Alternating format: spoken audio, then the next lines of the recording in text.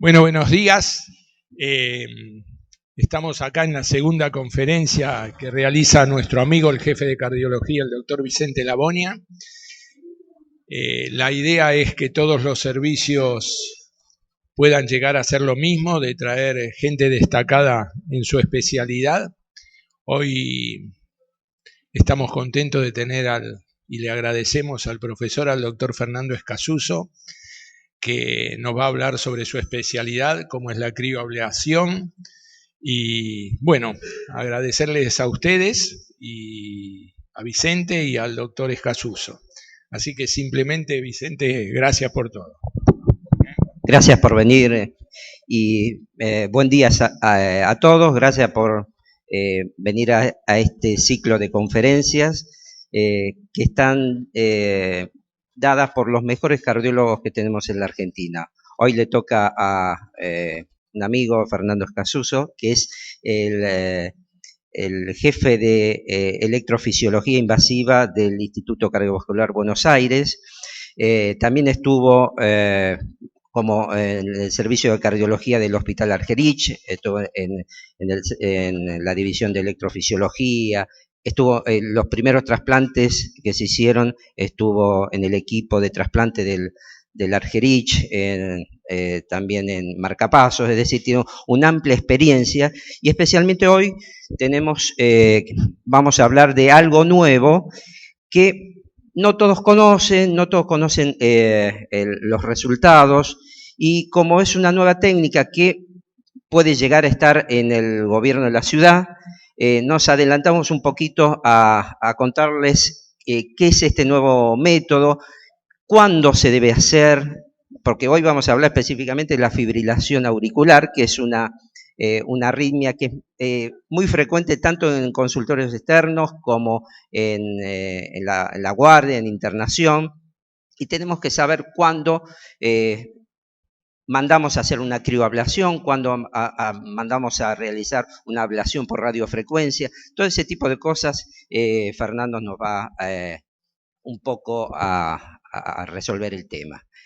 Fernando, bueno, gracias nuevamente por estar y bueno, todo tuyo. Bueno, muchas gracias, buenos días. Ante todo, agradecer la invitación tuya y de las autoridades del hospital.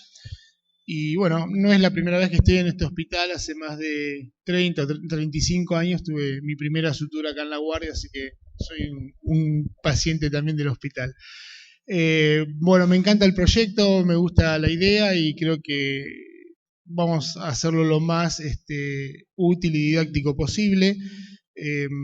Cualquier cosa, si quieren participar o hacer una pregunta o algo que no se entiende, no lo hagamos muy magistral ni muy formal, podemos volver atrás, interrumpir. La idea es que nos llevemos el concepto en qué está hoy el tratamiento invasivo de la fibrilación auricular. Y sobre todo vamos a hablar de la fibrilación auricular paroxística porque es en el terreno donde mejor solución le podemos ofrecer a nuestro paciente. Y creo que hay que hacer mucho hincapié en lo que es fibrilación auricular paroxística porque como se fijan en la torta de la izquierda, que es un análisis de la población de Estados Unidos, como siempre se empiezan todas las charlas citando a Estados Unidos o Framingham o esos estudios. Fíjense que el 42% de la población cuando se presenta o consulta por palpitaciones o arritmia, la fibrilación auricular ya es permanente.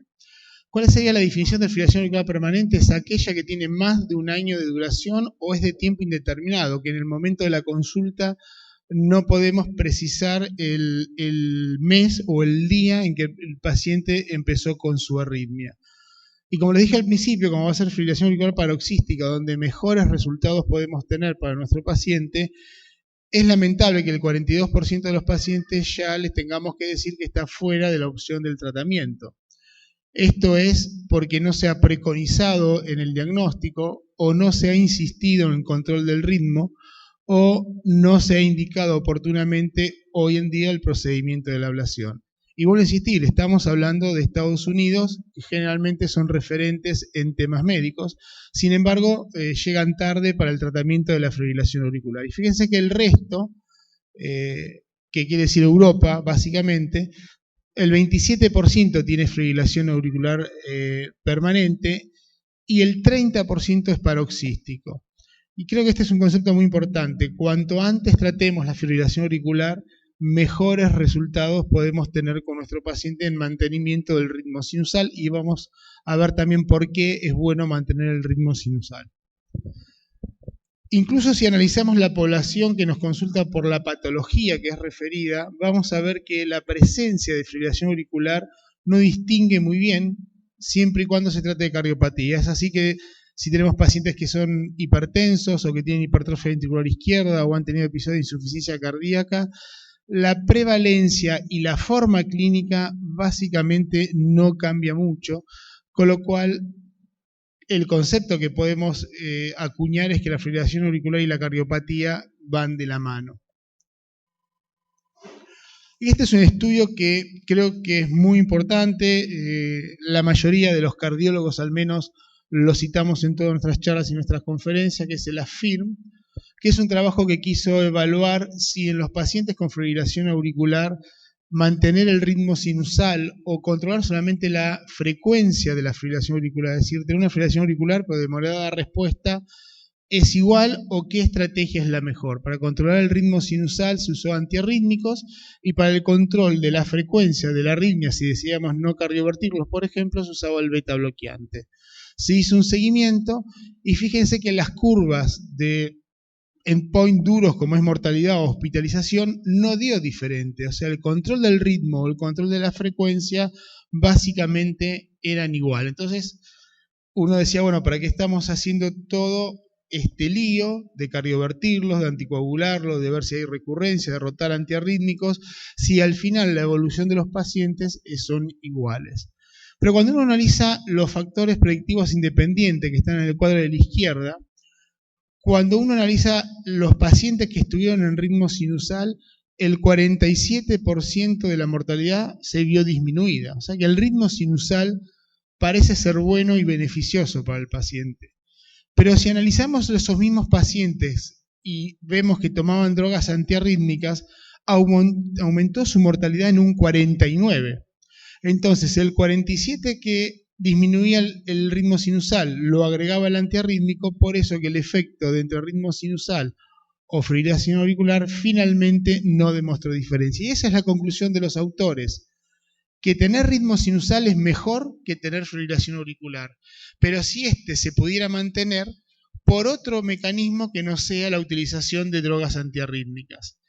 Y digo que este trabajo entonces es el acta fundacional de la ablación por radiofrecuencia, porque ¿qué otro método tenemos que no sea el antiarrítmico para mantener el ritmo sinusal? Y es la aplicación de ablación de radiofrecuencia o crioablación, como vamos a ver hoy, para lograr o intentar mantener el ritmo sinusal. ¿Cuáles son los beneficios que sí ya se conocen y se vieron con la ablación con radiofrecuencia? En fibrilación auricular. Y el primero de ellos es que si no logra curar, porque eso es muy difícil poder demostrarlo, sí retarda de manera significativa la progresión de la enfermedad. Es decir, ¿cuál es la historia natural de esta arritmia? Es que el paciente concurre por fibrilación auricular paroxística, es decir, accesos de fibrilación auricular que se interrumpen espontáneamente, pero que al paciente lo inhabilitan y lo molestan en su vida cotidiana. Pasa por episodios, unos 5 años más tarde, de fibrilación auricular persistente, es decir, tiene que venir a la guardia y el médico tiene que intervenir para convertir su fibrilación auricular en ritmo sinusal, sea con cardioversión farmacológica o eléctrica, hasta que finalmente se hace permanente, es decir, no importa lo que hagamos con ese paciente, la arritmia va a instalarse y quedarse en el corazón de este paciente. Y fíjense en la curva en azul, como la permanencia de ritmo sinusal en el largo plazo, 40 meses, o sea, casi 5 años, es muy superior a la terapia farmacológica. O sea que no solamente la ablación, se podría decir, tiene un efecto curativo, sino que tiene un efecto retardador de la progresión de la enfermedad. Y esto está demostrado por casi todos los autores, pero Cosío, de España, lo demostró muy bien cómo la evolución en 20 años de tener ritmo sinusal, la barra horizontal en azul que dice paroxística, solamente con que pase el tiempo, llegaríamos a tener fibrilación auricular permanente, e histopatológicamente esto se traduce con el desarrollo de fibrosis a nivel de la aurícula izquierda. Es decir, que el paciente cuando empieza con una fibrilación auricular paroxística empieza con un foco que gatilla a 600 latidos por minuto y termina fibrilando la aurícula izquierda.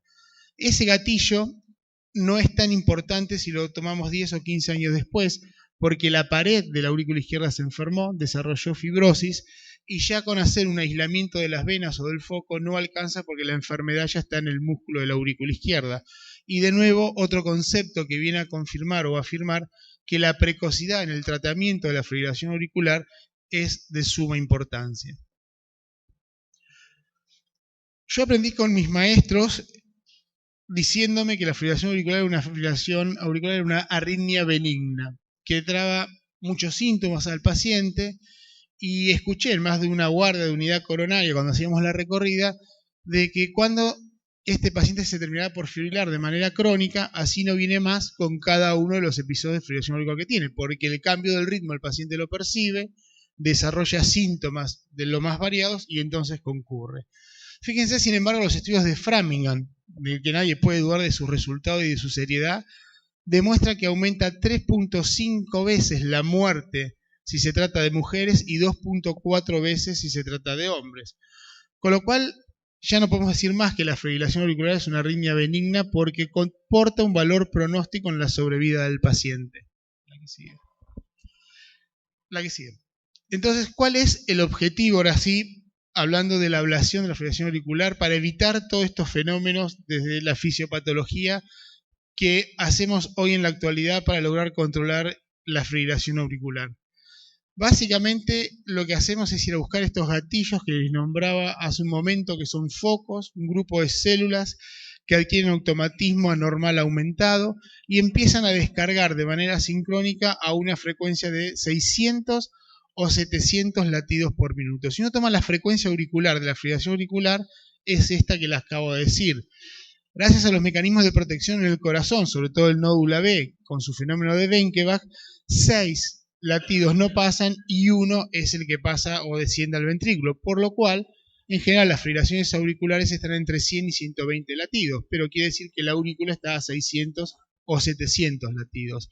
Y son en esas zonas de puntos negros, donde están ahí las 4 venas pulmonares, cuando son 4, a veces son 5 o a veces son 3, pero digamos, la inmensa mayoría hay 4 venas pulmonares y en el interior de la vena pulmonar se alojan este grupo de células que descargan a la frecuencia que anteriormente les dije. Hay unos puntos allá a la izquierda, eso quiere decir que hay un 1 a un 1,5% de casos que los focos son extrapulmonares y que uno los mapea y va a buscarlo, pero el 98.7% de las veces encontramos los focos donde están ahí graficados, y esto lo describió por primera vez Heisaguer en Bordeaux, desde Francia, en el año 98, y es el primer electrofisiólogo de la historia que hizo una ablación de fibrilación auricular, cuando se decía que la fibrilación auricular no tenía tratamiento.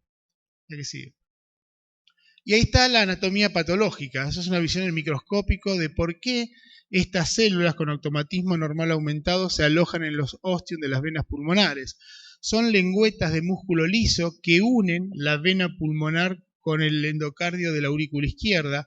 Esto se forma en el momento que el tubo cardíaco hacia el tercer mes de la vida intrauterina, con lo cual adquieren propiedades de excitación que el músculo liso de cualquier vena del organismo no debiera de tener.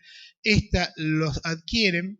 El por qué es porque la teoría es que cuando el tubo se tabica en 4 cavidades, células pertenecientes al nódulo sinusal son arrastradas y se alojan ahí, y por eso que siempre vamos a encontrar el automatismo anormal aumentado en ese grupo de células que deberían haber sido del nódulo sinusal o haber involucionado y no lo hicieron. Y entonces vemos cómo el músculo liso es capaz de descargar eléctricamente y de provocar la contracción de las venas pulmonares. Eso es para graficarlo, para hacerlo más visible y que nuestra memoria lo recuerde más fácilmente. La flecha amarilla es un gatillo que genera una descarga a 600 latidos por minuto, y como el músculo endocárdico de la aurícula no puede conducir a tan alta velocidad, las ondas eléctrica se fragmentan en ondas secundarias y terciarias, y eso es lo que determina la fibrilación auricular. Y por eso que a esta fibrilación auricular también se la llama focal, porque en realidad está partiendo de un solo sitio, que es la vena pulmonar, que en su conducción, que se llama conducción fibrilatoria, se desorganiza y termina fibrilando la aurícula izquierda. ¿Qué se ve desde el punto de vista de los registros? Que es lo que hacemos todos los días, o ve el electrofisiólogo cuando estudia un paciente con fibrilación auricular. Pone un catéter circular, como está en el gráfico de arriba, en el interior de la vena pulmonar, que se llama catéter circular, catéter lazo y otras marcas, por eso no viene al caso. Tiene 10 polos que registran la actividad eléctrica de la pared de la vena. Primera cosa normal, una vena no tendría por qué tener actividad eléctrica. Y vemos cómo en el panel del centro hay un pequeño electrograma auricular, que es el de la aurícula, un far field, un campo lejano, y sí está el potencial propio de la vena, que se llama justamente potencial de la vena pulmonar. Y es ese el que tenemos que eliminar mediante la aplicación de la radiofrecuencia para que quede la vena como en el último panel, es decir, con silencio eléctrico como tendría que estar todas las venas. Una vez eliminado ese potencial, la fibrilación auricular no se reproduce y el paciente deja de tener la arritmia y también los síntomas. ¿Cómo se hace hoy en día? Se usan sistemas de mapeos porque ahora vamos a ver que hay bastantes o había bastantes limitaciones en lograr este objetivo que les mostré en el slide anterior. Aislar una vena muchas veces no es sencillo y lo que se está demostrando ahí con un mapa de activación, un sistema computarizado, que la extrasístole que termina fibrilando al paciente su aurícula izquierda está proviniendo de una vena pulmonar inferior izquierda. Si se fijan, el maniquí o el muñequito está de espalda, el brazo izquierdo está entonces hacia la izquierda y la vena inferior entonces es la pulmonar izquierda. Lo blanco es lo primero en activarse, lo rojo es que le sigue y lo azul en tiempo es lo último que se activa en la aurícula izquierda. Es decir, que el estímulo eléctrico en esta aurícula parte del blanco para dirigirse hacia el azul.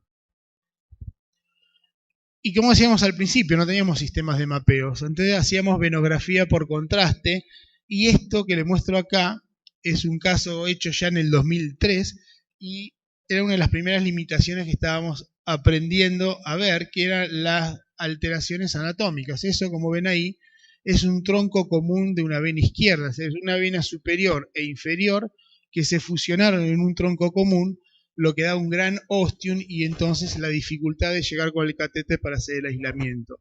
Fíjense en la posición del catéter de ablación, esa punta negra que se ve ahí, está bien introducido en la vena porque es ahí donde encontrábamos el foco que estaba disparando, como lo mostraba más claramente la tomografía en el slide anterior. Aplicábamos radiofrecuencia, se lograba el aislamiento de la vena y nos íbamos todos contentos con un gran éxito, hasta que el paciente venía 1 o 2 meses después diciendo que le faltaba aire y algunos tenían hasta hemoptisis, y cuando volvíamos a chequear la vena se había estenosado. Es decir, la radiofrecuencia para el músculo liso de la vena pulmonar no era una buena cosa porque producía mucha reacción inflamatoria con estenosis de la vena pulmonar. Esto desanimó un tiempo a hacer este tipo de tratamiento porque en el fondo estábamos cambiando una enfermedad por otra, es decir, le sacábamos las palpitaciones y le agregábamos la disnea, y entonces se tuvo que empezar a buscar otra estrategia que no fuera la de la venografía por contraste. ¿Y cómo hacíamos para evitar las alteraciones anatómicas? Fíjense que estos son artículos publicados donde están descritos de una base de datos mundial todas las alteraciones o variedades anatómicas que puede tener el drenaje de las venas pulmonares en la aurícula izquierda. Igual, sintetizándolo, hay dos tipos de malformaciones, las más frecuentes, que las venas pulmonares derechas son supernumerarias, puede haber una tercera, y que las venas pulmonares izquierdas tienen tronco común, como es en el próximo slide, que lo vemos en el último ejemplo. Y para poder sortear estas dificultades, porque si tengo una vena de más y no me doy cuenta, voy a aislar una vena de menos, y si tengo una vena supernumeraria o un tronco común, no voy a encontrar la vena y voy a pensar que tiene venas de menos. Eso hacía muy variable el resultado del procedimiento de la ablación. Es que nos fuimos hacia la tomografía computada cardíaca. Vamos a pasar la siguiente. La siguiente. Bueno, la tomografía computada cardíaca para poder determinar la anatomía de nuestro paciente de manera más precisa. Hoy por hoy, ¿cuál es la indicación de ablación de fibrilación auricular, vamos a retroceder, es el slide anterior, es los pacientes que tienen fibrilación auricular paroxística. Entonces es muy importante saber clasificar la arritmia de nuestro paciente, que están sintomáticos y que son refractarios al tratamiento farmacológico. Y cuando hablamos de tratamiento farmacológico, es tratamiento farmacológico antiarrítmico, por eso ahí dice clase 1A o clase 1C o clase 3. No incluimos ni a los betas bloqueantes, que no tienen propiedades antiarrítmicas porque no trabajan ni sobre los canales de sodio ni sobre los de potasio, y no incluimos a los bloqueantes cálcicos, porque en realidad lo que tienen esas drogas son propiedades de controlar la respuesta ventricular de la arritmia, pero no aumentan los periodos refractarios ni la fase de despolarización cero como para tratar de evitar la arritmia. Esto es lo que reconocen hoy las guías como indicación clase 1, que no se discute, si bien en el día a día uno empieza a encontrar cada día más indicaciones y cada día, tengo que decirlo, por ahí respetamos un poco menos las guías. Hay pacientes que tienen intolerancia a los antiarrítmicos y esto también hay que ponerlo en el tapete y no está contemplado en la guía. Hay pacientes que tienen bradicardia sinusal asociada. Hay pacientes deportistas. Nosotros, por ejemplo, nuestro centro está muy cerca, está a 6 cuadras del CENAR, y un deportista que está entrenando para un juego panamericano, si le dan beta bloqueante o le dan anticoagulante, termina su carrera profesional. Y entonces hay que hacer otra cosa que medicarlo. Y creo que en este grupo altamente selecto de pacientes la ablación también es una opción. Pero digamos, ¿qué vamos a ver en nuestra consulta diaria? 85-90% de los pacientes, la indicación va a ser paroxísticos, sintomáticos, que no responden al tratamiento antiarrítmico. ¿Cuál es la preparación? ¿Cómo le explicamos y qué hacemos con el paciente para que el procedimiento sea seguro y con buen resultado? Todos los pacientes, y dependiendo de su CHA2-VASc, que es el score de riesgo de embolia, tienen que tener anticoagulación como mínimo 3 semanas para estar seguros de que no va a haber un trombo en el interior de la orejuela. Igual en general, estos pacientes son relativamente jóvenes y su CHA2-VASc es de 1 o menor a 1, pero en el caso que así no lo sea, requieren de anticoagulación, bastante similar al manejo que se hace con el anticoagulante durante la cardioversión eléctrica, que dejamos 3 semanas al paciente anticoagulado para asegurarnos que el ritmo sinusal va a permanecer. Permitimos y dejamos que el paciente venga con su tratamiento antiarrítmico porque la aurícula izquierda va a estar más estable. Nosotros vamos a estar manipulando la aurícula izquierda y es mejor si tenemos menos cantidad de arritmia. Si no hay anticoagulación efectiva, usamos el eco transesofágico para confirmar la ausencia de un trombo. Como les dije hace un momento, para tener bien la anatomía, tomografía computada de alta resolución de 64 cortes, y hacemos una evaluación quirúrgica como cualquier procedimiento invasivo. Que no haya problema de disgracia sanguínea, insuficiencia renal, diabetes, cosas que deberíamos de corregir para asegurarnos un buen procedimiento. Y acá, bueno, sí les puedo mostrar lo que hacemos. Con la imagen de la derecha es la tomografía computada. Fíjense cómo al momento del procedimiento podemos saber muy bien el número de venas que tenemos y cuál es la relación de esas venas con la orejuela.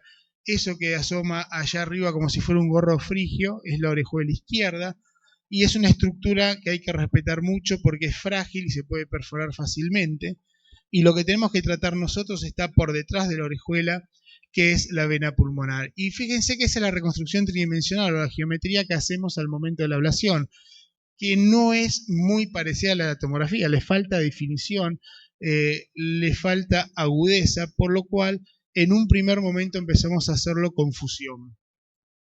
¿Qué es la fusión? Montar la imagen de la geometría que hacemos con nuestro catéter a la imagen de la tomografía computada con un sistema, bueno, que se llama verismo, y de esa manera sí podíamos mejorar los rebordes y las angulaciones para saber dónde terminaba la vena y dónde empezaba la aurícula, la siguiente. Y mediante una línea de puntos con aplicación de radiofrecuencia a 40 grados, eliminábamos todas las zonas con potenciales de vena pulmonar como habíamos visto al principio de la charla. De esta manera las venas quedaban aisladas eléctricamente, el paciente quedaba en ritmo sinusal, la que sigue, y vemos ahí cómo en el catéter circular, donde está esa flecha marcando, la vena tenía grandes potenciales y muy frecuentes, son los de color celeste, y cómo pasa a estar en ritmo sinusal mediante la aplicación de la radiofrecuencia. Ese es el momento donde decimos que la vena pulmonar se desconectó y el paciente queda en ritmo sinusal. ¿Me sigue? Otro ejemplo, fíjense que ahora, no sé si se ve muy bien por la luz, pero todos los canales celestes tienen una línea que es plana, no hay actividad eléctrica. Eso es porque la actividad queda aislada en la aurícula y no permite la línea de punto que hicimos que penetre o que ingrese en la vena pulmonar, con lo cual esto asegura al paciente que pueda mantener el ritmo sinusal. Hay otras técnicas, otros abordajes, otros trucos. Este sistema nos permite, por ejemplo, tener una visión endoscópica de la aurícula izquierda, y en la imagen de la derecha vemos cómo la parte superior es el ostium de la vena pulmonar superior izquierda, el ostium que está abajo, que es más pequeño, es la vena pulmonar inferior izquierda, y hacia adelante, es decir, hacia adelante, tenemos el ostium de la orejuela. Fíjense en la estrecha relación que tenemos entre la vena y la orejuela, y eso en rayos, que es una imagen biplanar, es difícil determinar cuándo nuestro catéter está posicionado en la vena o en la orejuela, y realmente no es lo mismo, con lo cual esta tecnología de imágenes de reconstrucción tridimensional nos es de gran utilidad para que el procedimiento sea seguro. Entonces, ¿qué hacemos en el aislamiento de vena pulmonar con radiofrecuencia? Que es la primera terapia que hoy estamos describiendo. Es lograr el aislamiento de las venas pulmonares, chequear que la vena no se reconecte mediante la aplicación de un goteo con isoproterenol, a ver si se desencadena o no la arritmia, y en ese caso seguir aislando y buscando, y mapear la vena cava superior, que como también es otra vena, y también está cerca del nodo sinusal, llamativamente tiene células automáticas. Parece que cuando se provoca el desprendimiento del nodo sinusal hacia otras cavidades, en la vena cava superior a veces también podemos encontrarlo. ¿Y cómo lo encontramos? Exactamente igual que en la vena pulmonar, un electrograma de gran amplitud local, que en este caso lo llamamos potencial de la vena cava superior, y que cuando vamos a ese punto que señala con la flecha y aplicamos radiofrecuencia, vemos cómo el potencial desaparece y es otro foco, 1 o 1,5%, como presentaban los primeros slides de Heisager, de focos extrapulmonares. De todos los focos extrapulmonares, este es el más frecuente, y por eso que adoptamos como protocolo de estudio sistemáticamente mapear la vena cava superior. Hasta en un 14% de los pacientes con fibrilación auricular paroxística tienen potencial de la vena cava superior y por supuesto los tratamos. ¿Cuál es la complicación de esta estrategia? Es que durante la aplicación de la lesión podemos lesionar el nervio frénico y provocar parálisis diafragmática, pero una técnica para evitarlo es estimular con el catéter de ablación antes de dar la aplicación de la lesión. Si cuando estimulamos con el catéter de ablación el diafragma no se contrae, quiere decir que ese lugar es óptimo para aplicar la lesión, y de esa manera no tuvimos nada más que el 1% de esta complicación, que es la parálisis del nervio frénico. Esto es para demostrarles además cuál es la proximidad, fíjense, del nódulo sinusal. Esa aurícula está en ritmo sinusal activándose. De nuevo, lo blanco es lo primero que se activa, que es el nódulo sinusal. Lo rojo lo que le sigue, y el borde azul es lo último, y después lo violeta. Y los potenciales de la vena cava superior en la imagen de la izquierda está en ese punto marrón que está circulado por una línea amarilla. Entonces es muy lógico pensar que esa célula del nodo sinusal migró en la formación del tubo cardíaco, y por eso podemos encontrar algunos focos en la vena cava superior. En la que sigue. Otro ejemplo más, pero habla más de lo mismo. Seguimos. Otro ejemplo más, fíjense, hasta 5 centímetros por dentro de la vena cava superior seguimos encontrando actividad eléctrica. Estos son los resultados que no vamos a discutir mucho, que básicamente dice que es mejor hacer el aislamiento de la vena cava superior porque agrega hasta un 15% más de ritmo sinusal que si no lo hacemos.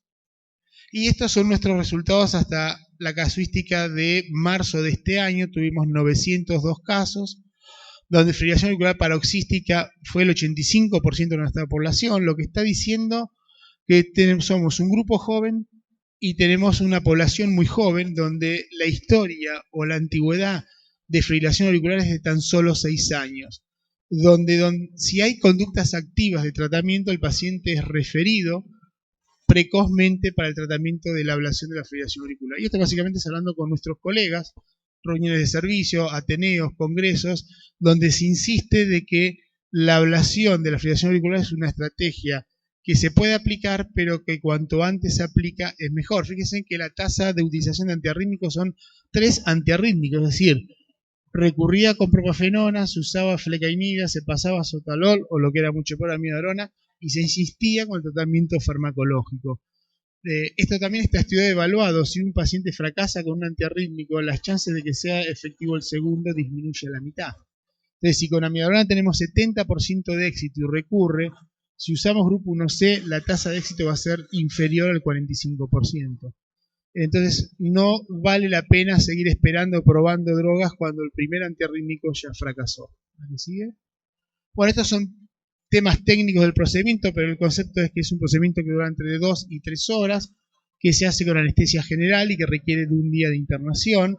Y bueno, manía de los cardiólogos clínicos de medir cuánto tardamos en aislar una vena, alrededor de 11 minutos por vena, con lo cual hay 40 minutos de aplicación de radiofrecuencia. Y el tiempo de fluoroscopía, que sigue hacia la bioseguridad, es de alrededor de 23 minutos. ¿La que sigue? Comparación con la base de datos mundial que les nombré al principio. En paroxísticos da alrededor de una tasa de 84% de ritmo sinusal con seguimiento de un año, sin tratamiento antiarrítmico. Nosotros tenemos un poco más bajo, nos está dando 75%, con lo cual tenemos un 25% de recurrencia, a los cuales por suerte a la inmensa mayoría, 94%, le hacemos la reablación, y esa segunda ablación sí es mucho más efectiva, y el hallazgo es que hay una o dos venas de las 4 que se aíslan que se reconectan. Insistimos en reconectarla, y esa segunda ablación de consolidación, le podríamos decir, le trae realmente muchos beneficios al paciente. Pero hoy en día, al menos en mi política, es avisarle al paciente que probablemente hasta necesite una segunda ablación en el primer año de seguimiento, porque la tasa de recurrencia es alta, sobre todo si se la compara con otros sustratos que uno hace ablación. Si uno compara, por ejemplo, recurrencia del Wolf Parkinson White en ablación de radiofrecuencia, creo que no llegamos al 2%.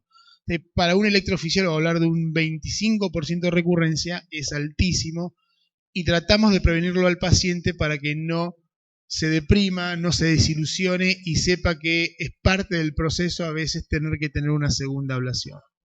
¿Y qué sigue? Bueno, ahí tenemos la recurrencia, fíjense, 29.25% en el primer año, segundo y tercer año recurrencias tardías también tuvimos. La que sigue. La mayor parte de las recurrencias fue en el primer año, por supuesto, bajó mucho para el segundo, y es raro que un paciente después de 3 años con una ablación exitosa tenga su recurrencia. La que sigue.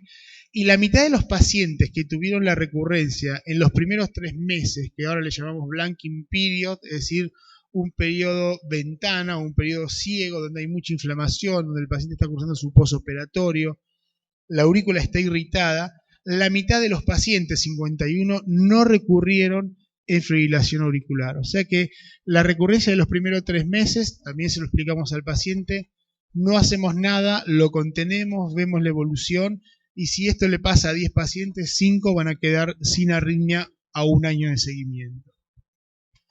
Y sí tiene que ver, de nuevo, el tema de la precocidad. La duración del episodio de fibrilación auricular del mismo paciente se correlacionó perfectamente con la tasa de recurrencia.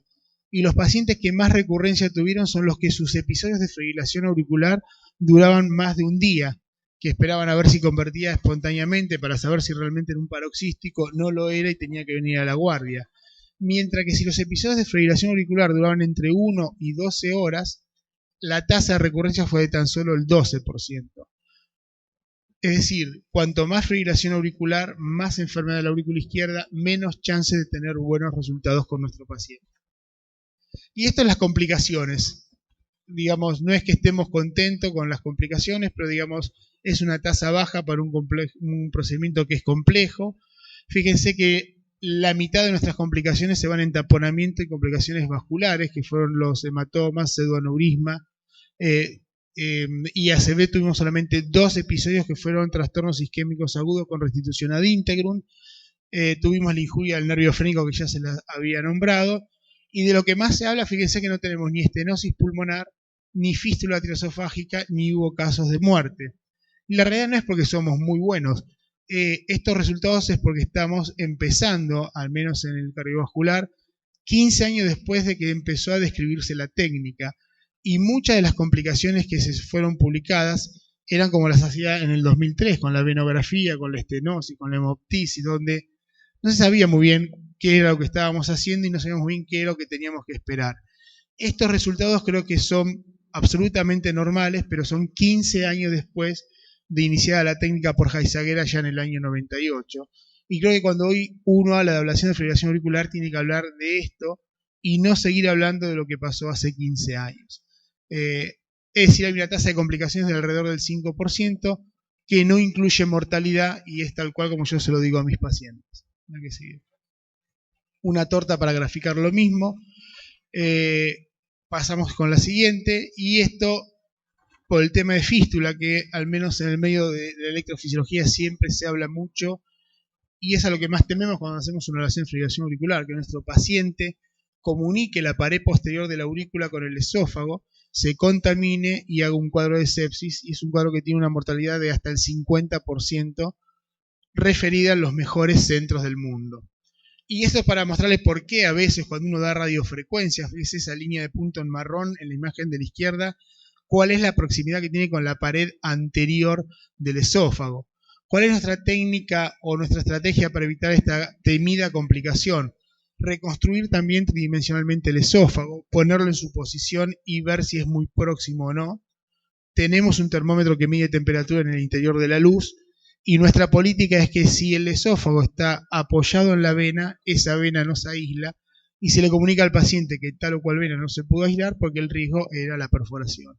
Entonces preferimos tener un poco más de recurrencia, que creo que por eso nos da el 75-76% de eficacia frente al 84% de la tasa mundial, pero sí podemos decir que no tenemos ningún caso de fístula atrioesofágica. La que sigue. Y agregamos más tecnología, y en este caso es en imágenes. Si hay gente de ultrasonido acá lo va a entender perfectamente.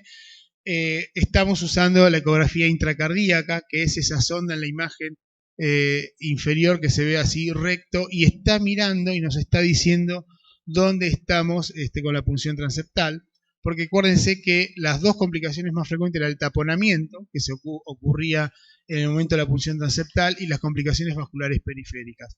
Para el taponamiento, desde que usamos la ecografía intracardíaca, disminuyó muchísimo. En la imagen de arriba a la derecha se ve el septum como está siendo empujado por la aguja de la punción transeptal, y podemos ver en tiempo real que estamos en una buena posición. La que sigue, ahí es cuando pasamos y estamos ocluyendo la vena. La que sigue, y podemos esquivar, por decirlo de una manera, o evitar la estructura tan temida como es la aorta, que es ahí donde se producen los taponamientos. Es decir, que creo que hoy el procedimiento de ablación de radiofrecuencia de fibrilación auricular es cada día más seguro, y ese número de complicaciones lo vamos a poder disminuir. La que sigue. Esto es en pacientes que nunca recibieron tratamiento antiarrítmico, lo vamos a pasar porque no es tema de esta charla. Seguimos. Esos son los resultados a 36 meses, tampoco interesan. Vamos a seguir, eso es todo sin tratamiento antiarrítmico. Y bueno, ahí está la disfagia que les había comentado por nerviofrénico, la seguimos. Y ahora sí es lo nuevo. Esto, noviembre 2013 empezamos con el primer caso de crioablación. Y cuando hay dos tecnologías, la primera pregunta es, bueno, ¿por qué? Y ahora estamos más confundidos que antes. ¿Cuándo uso todo esto que les acabo de mostrar, que es ablación por radiofrecuencia y mapeo electroanatómico, o usamos la crioablación? ¿Cuál es el principio de la crioablación? La fisiopatología vale todo para lo que venimos de ver, solamente que hacer una línea punto a punto con radiofrecuencia a 40 grados de temperatura. Inflamos un balón en el ostium de la vena pulmonar, que ahí se ve cómo está teñida con el colorante hacia abajo, hacia arriba está la cuerda para dar soporte. Inflamos un balón, le inyectamos óxido nitroso en su interior y bajamos ahora la temperatura a menos 50 u 80 grados. O sea que es exactamente lo contrario. En vez de calentar o dar calor, enfriamos y congelamos. La que sigue. Y eso es en una foto, digamos, muy esquemática y comparando con la vida real, qué es lo que se está haciendo en criobalón. Distal al criobalón está el catéter circular, el mismo que vimos en las primeras diapositivas cuando registrábamos el potencial de la vena pulmonar, porque tenemos que saber si esa vena está activa o no para hacer el congelamiento. Se ve menos celeste el interior de la vena porque es el contraste que queda retenido. Ese es nuestro indicador de que la vena está bien ocluida, porque si fuga el contraste, el balón no está bien apoyado. Aplicamos el frío, seguimos, y vemos cómo estando el paciente en fibrilación auricular en los primeros 3 canales, en los últimos 4, que son los de ese catéter circular, la vena quedó eléctricamente aislada. ¿Cuál es la experiencia o la sensación con el criobalón? El criobalón es un dispositivo, con lo cual la técnica es mucho más reproducible. No depende de la mano del operador y de esa línea punto a punto que uno tiene que ir haciendo, porque el dispositivo apoya siempre igual, congela y hace una línea como si esto fuera una autógena, la línea es perfecta, y el aislamiento se ve que es todo al mismo tiempo en menos de 60 segundos. Con lo cual creo que tiene un gran valor en cuanto a evaluación de los resultados. Es decir, yo tengo 10% menos ritmo sinusal que la base de datos mundial, pero por ahí tengo 20 más que otro centro, porque es muy operador dependiente. Yo creo que si midiéramos resultados con esta tecnología, van a ser mucho más creíbles porque todos estamos haciendo exactamente lo mismo. Lo único que hay que hacer acá es saber poner el balón dentro de la vena pulmonar, la que sigue. Otro ejemplo de un paciente que venía en fibrilación auricular, aberrancia por fenómeno de Ashman, y cómo en el último latido, allá bien a la derecha, convierte en ritmo sinusal durante la aplicación de la crioablación, la que sigue. Y esto es como queda con el sistema de mapeo electroanatómico que no se usa con el criobalón, pero en los primeros casos yo quería saber, bueno, ¿pero qué estamos haciendo? ¿Qué estamos provocando en la aurícula de nuestro paciente? Fíjense que este ya no es un mapa de activaciones de voltaje, donde lo violeta tiene más de 5 milivoltios y lo gris tiene 0. Y fíjense que 3 venas tratadas están en gris, que quiere decir que se pierde la amplitud o el voltaje, las células fueron, digamos, congeladas y murieron. Y la vena inferior, que todavía no fue tratada, sigue estando en violeta porque hay masa celular activa y entonces tenemos voltaje. O sea que el poder de aislamiento del balón incluso es mayor que la línea punto a punto porque es mucho más central. Y fíjense que solo queda libre la pared posterior de la aurícula izquierda porque nuestro hombrecito está puesto de espalda, la que sigue. De nuevo lo mismo, fíjense las venas aisladas, con una vena que no se trató, entonces queda conectada, la que sigue. ¿Y cuál es la ventaja desde el punto de vista fisiopatológico? La crioablación, como vemos en la imagen de la izquierda, el endotelio se preserva indemne. En la imagen de la derecha fue hecha con radiofrecuencia y como hay despulimiento del endotelio vascular, hay formación de trombo plaquetario y nosotros de hecho tuvimos 2 casos de TIA y la fisiopatología de esos 2 TIAs que tuvimos seguramente haya sido el desprendimiento de un trombo plaquetario en el lugar de las lesiones, por más que los pacientes quedan anticoagulados por 3 meses. Y la lesión, si miran en la izquierda, es mucho más homogénea. Fíjense que esto, cuando se aplica frío, tiene un borde bien delimitado y en la imagen de la derecha está como más desflecada y el borde es mucho más irregular. Es decir, desde el punto de vista histopatológico, la lesión de crioablación es mucho más segura, si bien desde el punto de vista clínico todavía no se ha traducido en beneficios para los pacientes. La que sigue. Bueno, eso es la explicación en letras que ya lo acabamos de decir. Y eso es en un preparado de una oveja, una vez hecha la crioablación, cómo queda el endotelio de la vena, que es una línea homogénea y maciza, no es una línea punto a punto, separando bien lo que es hacia arriba la vena de lo que es hacia abajo, que es el cuerpo de la aurícula izquierda que fue resecada. La que sigue. De nuevo la ecografía intracardíaca nos guía y nos ayuda. Fíjense que la línea esa blanca es el introductor de la vaina transeptal y hay una semiluna blanca que es el balón que está entrando en la vena inferior izquierda, por eso que entra desde arriba hacia abajo. Y en la próxima, creo, hacemos un Doppler para estar seguros con el eco intracardíaco de que la vena está ocluida. Ese balón tiene una mala oclusión porque ahí se ve el flujo de la vena pulmonar y abajo vemos las velocidades de la vena, con lo cual si aplicáramos una lesión ahí y tuviéramos buen descenso de la temperatura, no estaríamos aislando la vena. Entonces le agrega la ecografía intracardíaca una vez más mucha seguridad al procedimiento, la que sigue. Y estos son los resultados con los primeros, hoy son 120 casos, pero acá el día que hicimos el corte fueron 94, donde vemos que la población es una población de nuevo joven. Todos, absolutamente todos, tenían fibrilación auricular paroxística y el área de la aurícula izquierda era pequeña. O sea que creo que si hoy me preguntaran cuándo criobalón, creo que la indicación es esa, fibrilación auricular paroxística con corazón sano, es donde se puede lucir este tipo de tratamiento. a diferencia del mapeo, la línea punto a punto, que uno lo puede usar en una variedad mucho más amplia de pacientes, aurículas dilatadas, casos de persistentes, en recurrencias, la que sigue. Y a la duración del procedimiento y el tiempo de radioscopía son mucho menor, y se entiende porque ¿en qué se basa el criobalón? Hay que poner el balón en 4 posiciones diferentes, apretar un botón 4 veces y se termina el procedimiento de ablación de fibrilación auricular. En el punto a punto tenemos que dar en 25 a 30 lesiones, ir por cada una de las venas, el catéter se desplaza, hay que volver a posicionarlo, la línea tiene que ser línea, no puede ser una línea discontinua de puntos, es decir, es mucho más laborioso, y por eso teníamos entre 2 y 3 horas, acá estamos hablando de menos de 1 hora en cuanto a la duración. Las complicaciones también son más bajas, porque como hay menos manipulación y hacemos menos cosas, es lógico que tengamos menor número de complicaciones. Si bien estamos comparando 100 casos contra 900, eso hay que tenerlo en cuenta. Y ya salió la segunda generación de balones, pero bueno, eso es para demostrar que la población básicamente es la misma, pero los tiempos se acortan porque la lesión se da 1 por vena en vez de 2, la que sigue. Y eso es la tasa de los resultados, que como les dije hace un momento, el tiempo de fluoroscopía y el tiempo del procedimiento son los 2 datos más importantes, con P significativa tanto para primera como segunda generación, son superiores en los de segunda generación. Entonces, ¿cuáles son las ventajas? Las repasamos rápidamente para que quede bien claro. Tiempo de procedimiento más corto, técnicamente es mucho más simple, y la tasa de éxito y la de recurrencia, que esto es importante decirlo, hoy por hoy es la misma. Es decir, cuando yo hablo con mi paciente, le digo, ¿por qué le indico un criobalón? No es porque le va a ir mejor, sino es porque va a ser más corto el procedimiento. No vamos a tener 1 hora de anestesia que 3 horas. El postoperatorio es más fácil porque hubo menos hipotermia, menos hipotensión y menos sangrado. Y técnicamente es más simple, pero no porque sea mejor en el resultado.